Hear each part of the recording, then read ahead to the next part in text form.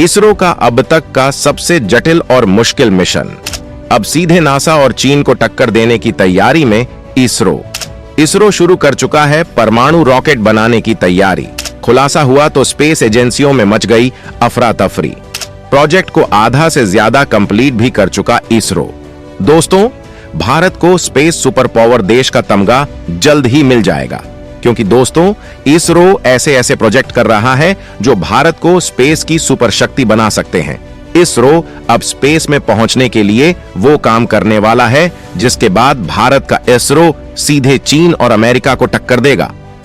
हो सकता है इसको लेकर अमेरिका भारत से नाराज हो जाए, भारत पर बैन लगाने की धमकी भी दे दे, और हो सकता है भारत का पड़ोसी देश चीन इसरो के इस मिशन को फेल करने के लिए कोई साजिश रच दे, क्योंकि ऐसा इसरो के साथ क्रायोजेनिक इंजन के वक्त हो चुका है, जब अमेरिका ने इसको लेकर भारत को डराया था और रूस को धमकाया था कि अगर ये इंजन तकनीक भारत को दी गई तो वो रूस पर बैन लगा देगा। लेकिन दोस्तों, अब ऐसा नहीं है। अब चीन आए या फिर अमेरिका, भारत किसी के दबाव में नहीं आने वाला है। अब इस बार तो इसरो अमेरिका को भी ओवरटेक करने का मिशन शुरू कर चुका है। दोस्तों, हम आपको इसरो की इस धमाकेदार कामयाबी को बताने वाले हैं, लेकिन उससे पहले आप इस वीडियो पर इसरो के वैज्ञानिकों के सपोर्ट के लिए एक लाइक जरूर कीजिएगा और साथ ही वीडियो के नीचे कमेंट में जय हिंद जय भारत भी जरूर लिखिएगा। इसरो करेगा केमिकल वाले इंजनों को बंद। अब इसरो आधुनिक उतारेगा परमाणु रॉकेट। मिशन को बहुत पहले ही शुरू कर चुका है इसरो। दोस्तों, हाल ही में हमने आपको एक वीडियो बनाकर जानकारी दी थी कि भारत ने चंद्रयान 3 पूरे 40 दिन बाद चंद्रमा पर लैंड हुआ था। यानी भारत के चंद्रयान 3 ने काफी वक्त लिया है चांद पर पहुंचने में। वहीं अमेरिका 59 घंटे तो रूस सिर्फ 34 घंटे में ही चांद तक पहुंच गया था। सवाल है कि भारत को इतना टाइम क्यों लगा? तो जवाब है भारत के पास इतने शक्तिशाली रॉकेट का ना होना। तभी तो भारत इस तरह से मिशन करने के लिए मजबूर है। लेकिन दोस्तों, अब भारत बदल गया है। अब भारत खुद ऐसे रॉकेट बना रहा है जो ऐसे मिशन को चंद घंटों में कंप्लीट कर देंगे। जी हां दोस्तों, एक लाइन में आपको बताएं तो भारत जब भी चंद्रयान 4 लॉन्च करेगा तो उसमें भारत को 4-5 दिन ही लगेंगे और पूरा मिशन भी कंप्लीट हो जाएगा। अब आप खुद अंदाजा लगा लीजिए कि किस लेवल की ताकत वाले रॉकेट भारत तैयार कर रहा है। दरअसल इतनी ताकत मिलेगी परमाणु ऊर्जा से। भारत अब परमाणु ऊर्जा से चलने वाले रॉकेट तैयार करने का काम पहले ही शुरू कर चुका है। इसरो ने पीएसएलवी की शानदार सफलता के बाद अब परमाणु ऊर्जा से चलने वाले रॉकेट के लिए इंजन बनाने पर काम करना शुरू कर दिया है। इसरो ने इसके लिए देश की अग्रणी परमाणु agency Bhabha atomic research centre या बार्क के साथ हाथ मिलाया है। विशेषज्ञों के मुताबिक केमिकल से चलने वाले इंजन एक सीमा तक ही ठीक हैं। अगर आप एक स्पेसक्राफ्ट को अनंत अंतरिक्ष में भेजना चाहते हैं या एक ग्रह से दूसरे ग्रह की यात्रा करना चाहते हैं, तो इसके लिए परमाणु ऊर्जा से चलने वाले यान ही कारगर साबित हो सकते हैं। एक रिपोर्ट के मुताबिक केमिकल से चलने वाले रॉकेट में इतना ईंधन नहीं भरा जा सकता है जिसकी मदद से वे अंतरिक्ष में बहुत लंबी दूरी तक सफर कर पाएं। वहीं अगर सोलर पावर की बात करें तो अंतरिक्ष में बहुत लंबी दूरी तय करने पर सूरज की रोशनी भी नहीं आएगी, जिससे रॉकेट का चलना मुश्किल हो जाएगा। इसी वजह से अब इसरो ने परमाणु ऊर्जा से चलने वाले इंजन पर काम करना शुरू कर दिया है। रिपोर्ट के मुताबिक इसरो और बार्क दोनों ही मिलकर रेडियो थर्मो इलेक्ट्रिक जनरेटर को विकसित कर रहे हैं।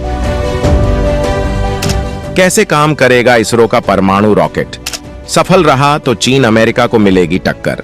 दोस्तों, इसरो के मिशन को लेकर जानकारी मिली है कि इस पर काम पहले ही शुरू हो चुका है और इसे प्रमुख चुनौती के रूप में लिया गया है जिसे जल्द ही पूरा किया जाएगा। परमाणु इंजन को उस तरह का नहीं माना जाता है जैसे परमाणु विखंडन वाले रिएक्टर होते हैं जिससे बिजली पैदा होती है। रेडियो थर्मो इलेक्ट्रिक जनरेटर के अंदर रेडियो एक्टिव मटीरियल जैसे प्लूटोनियम 238 या स्ट्रोंटियम 90 का इस्तेमाल किया जाता है। ये जब नष्ट होते हैं तो गर्मी पैदा करते हैं। इस इंजन में 2 हिस्से होंगे। पहला the radio isotope heater unit जिससे गर्मी पैदा होगी, और दूसरा रेडियो थर्मो इलेक्ट्रिक जनरेटर होंगे जो इस गर्मी को इलेक्ट्रिसिटी में बदल देंगे। ये गर्मी इसके बाद थर्मोकपल में बदल जाएगी। ये एक ऐसा मटेरियल है जो वोल्टेज पैदा करता है। अगर आसान भाषा में कहें तो एक रॉड की कल्पना करिए जिसका एक सिरा बहुत गर्म होता है तो दूसरा सिरा नहीं होता है, लेकिन पूरे रॉड के अंदर ही वोल्टेज होगा।